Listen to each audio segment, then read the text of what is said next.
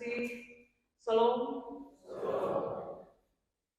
Besok tanggal 6 itu saya genap 1 tahun di Jemaat Getsemani Tarus Timur. Tahun lalu tanggal 6 itu hari Minggu, saya diperhadapkan di jemaat ini. Betapa waktu berlalu dengan cepat ya, pertama sudah 1 tahun. Tidak lama lagi 2 tahun, 3 tahun, tahun keempat lalu selesailah periode saya di Getsemani Tarus Timur.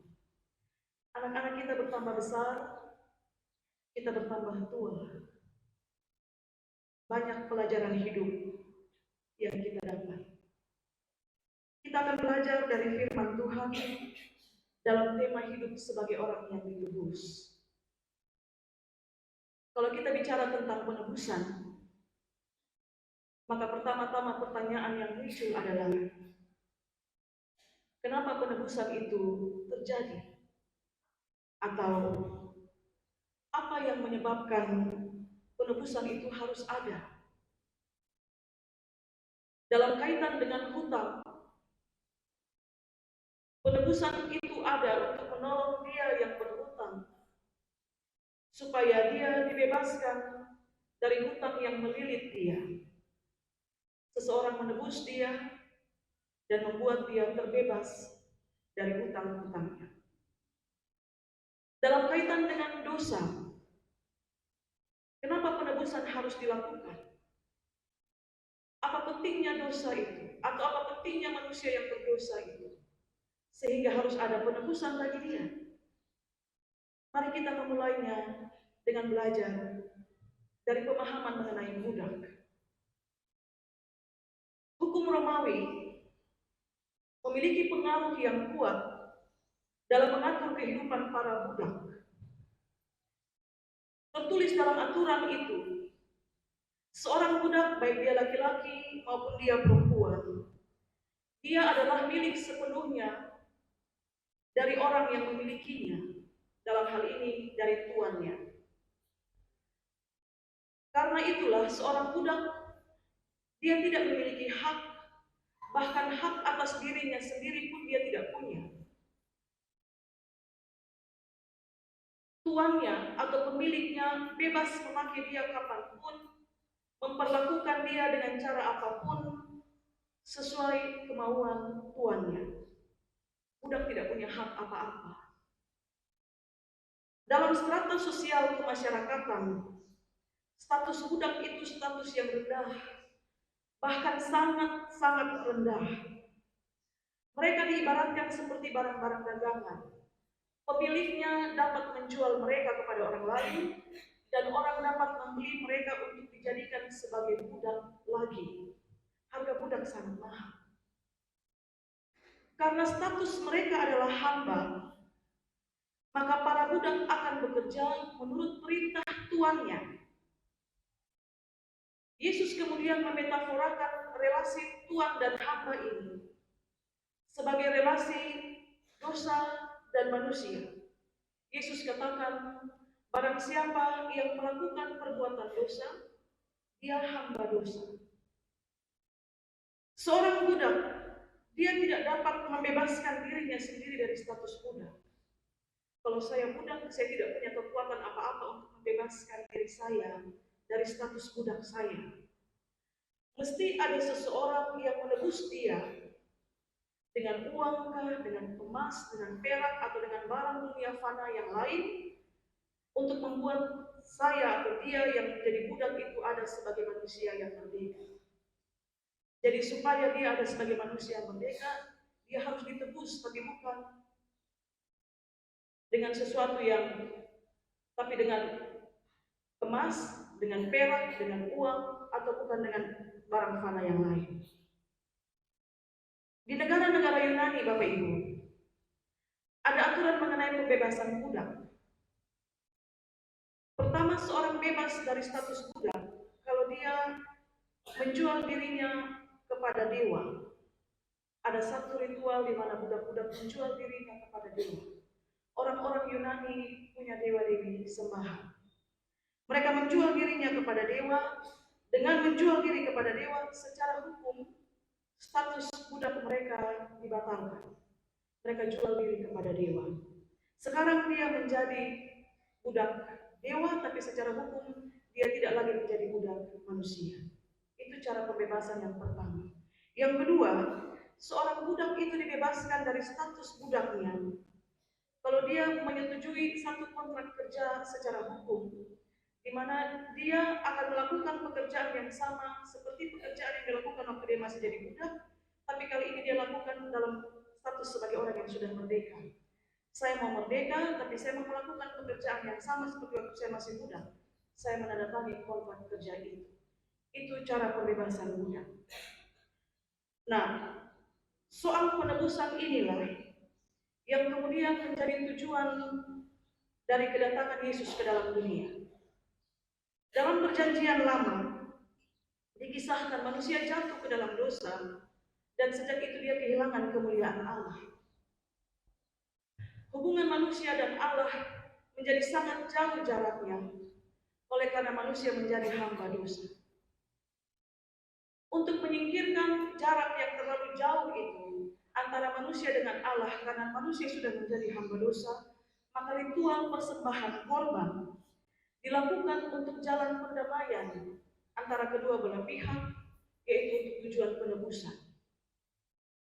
Maka melalui persembahan korban itu, dosa manusia disucikan oleh darah hewan yang dikorbankan. Melalui percikan darah hewan yang dikorbankan itu, yang tidak berdosa, yang tidak bercacat itu, dosa seseorang ditebus, dan sekarang dia menjadi manusia yang berkenan kepada Allah. Ritual persembahan korban. Karena itu hewan yang dijadikan sebagai korban persembahan, dia bukan hewan sembarangan. Dia harus hewan yang tidak bernoda, dan dia harus hewan yang tidak bercacat. Nanti kemudian dalam kisah penyaliban kita menyebut Yesus Kristus sebagai anak domba Allah. Bapak Ibu, saudara-saudari sekalian, kalau penebusan budak dapat terjadi melalui pembayaran sejumlah uang tebusan atau emas atau perak, atau juga melalui persepakatan kontrak kerja yang sah secara hukum, maka dalam penebusan dosa, darah dari korban yang dipersembahkan itu adalah kunci utama dari sebuah penebusan. Kenapa demikian? Yohanes 8 ayat 34 yang Yesus katakan, barang siapa melakukan perbuatan dosa, dia hamba dosa. Nah, dia yang berdosa adalah budak dosa. Dia berada di bawah hukuman mati karena statusnya budak dosa. Hukuman bagi seseorang yang diperbudak oleh dosa adalah kematian. Roma pasal 6 ayat 23 menulis, karena upah dosa adalah maut. Nah, karena mereka yang melakukan dosa adalah budak dosa, maka seorang pendosa pasti mati. Karena hukuman bagi seorang budak dosa adalah mati.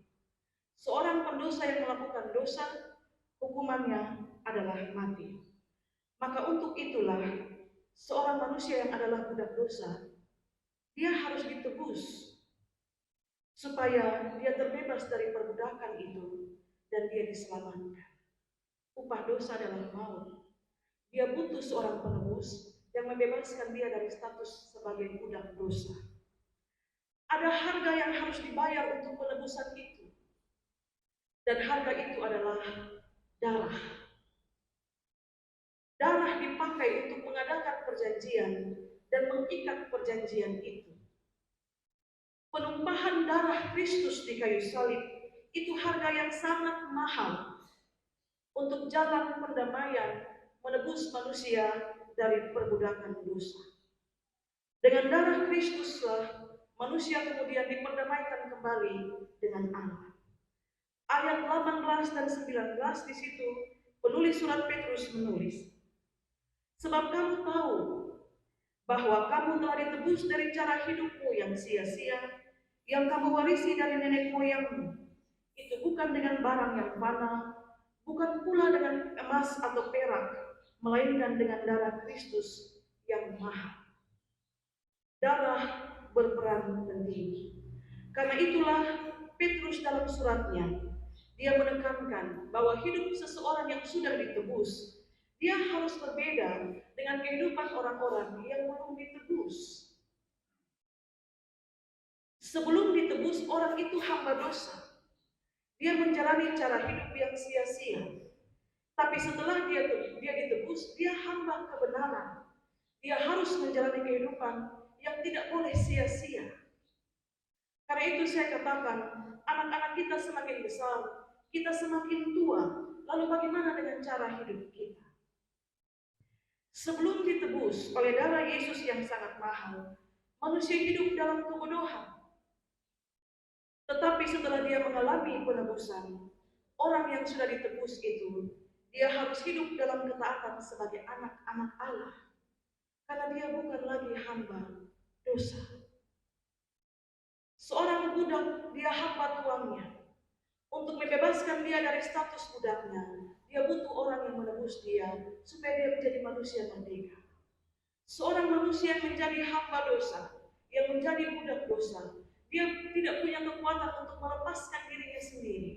Maka Allah Bapa di surga mengirim putra tunggalnya sebagai penebus, untuk menebus manusia dari perbudakan karena dosa, supaya dia ada sebagai manusia yang merdeka, yang hidup dalam kebenaran. Sehingga kalau saya dan saudara sudah ditebus, maka dalam relasi persaudaraan kita, firman Tuhan katakan, amalkan kasih persaudaraan itu dengan sungguh-sungguh. Roma pasal 12 ayat 9. Hendaklah kasih itu jangan pura-pura. Bapak, Mama, saudara-saudari sekalian, bagian ayat ini sangat dalam maknanya. Kasih itu jangan pura-pura. Kalau engkau mempraktekkan kasih yang pura-pura, padahal Kristus mengasihimu dengan sungguh-sungguh, maka bukankah engkau masih hidup dalam kebodohan karena diperbudak oleh dosa? Galatia pasal 5 menulis perbuatan kedagingan dan buah-buah roh. Kristus mengajarkan kesungguhan, tapi dosa itu mengajarkan kepura-puraan. Kalau engkau masih hidup dalam keseharianmu, dalam kepura-puraan mengamalkan kasih, maka mari buka Amsal pasal 3. Bapak Mama, kita belajar sedikit dari Amsal 3 ayat 27 sampai 35. Itu soal hidup hari-hari. Ya, yang bawa Alkitab, ada Amsal pasal 3 ayat 27 sampai 35. Bagaimana orang mempraktekkan kasih yang pura-pura. Ayat 27. Janganlah menahan kebaikan daripada orang-orang yang berhak menerimanya, padahal engkau mampu melakukannya. Jangan tahan. Kalau kau mampu melakukan, beri dia haknya. Yang kedua, ayat 28. Jangan engkau berkata kepada sesamamu, pergilah dan kembalilah, besok akan kuberi, sedangkan yang diminta ada padamu. Kalau yang dia minta itu ada padamu, kasih dia saat dia minta. Jangan katakan besok baru datang dan aku beri, padahal yang dia minta bisa kau berikan saat itu juga. Yang ketiga, jangan merencanakan kejahatan terhadap sesama, sedangkan tanpa curiga ia tinggal bersama-sama dengan engkau. Berapa banyak peristiwa kejahatan dimulai dari sikap demikian. Merancangkan kejahatan tanpa sepengetahuan orang yang dia ada tinggal bersama-sama dengan kita. Yang berikut, jangan bertengkar tidak semena-mena dengan seseorang jikalau ia tidak berbuat jahat kepadamu. Kalau orang tidak buat apa-apa, kenapa kau pergi berkelahi dengan dia? Engkau tidak mempraktekkan kasih yang sungguh-sungguh. Dan yang berikut, jangan iri hati kepada orang-orang yang melakukan kezaliman, dan janganlah memilih satupun dari jalannya. Mungkin pernah saudara berpikir, dia berbuat dosa, dia mencuri, dia mengambil hak orang lain, tapi kenapa kehidupannya seperti diberkati, sedangkan saya tidak? Firman Tuhan katakan, jangan iri hati kepada orang yang melakukan kezaliman. Karena orang sesat adalah kekejian bagi Tuhan, tapi Tuhan bergaul dengan orang-orang jujur. Hal-hal sederhana seperti yang kita baca dalam firman Tuhan, Bapak Ibu, saudara-saudari sekalian, itu mengajarkan soal hidup hari-hari. Mempraktekkan kasih yang tidak pura-pura atau mempraktekkan kasih yang sungguh-sungguh. Kalau engkau punya sesuatu, berikan kepada dia yang berhak untuk menerimanya. Kalau engkau sudah ditebus, maka jangan lagi hidup dalam kasih yang pura-pura. Selamat merenungkan firman Tuhan. Tuhan berkati kita dengan firman-Nya. Amin.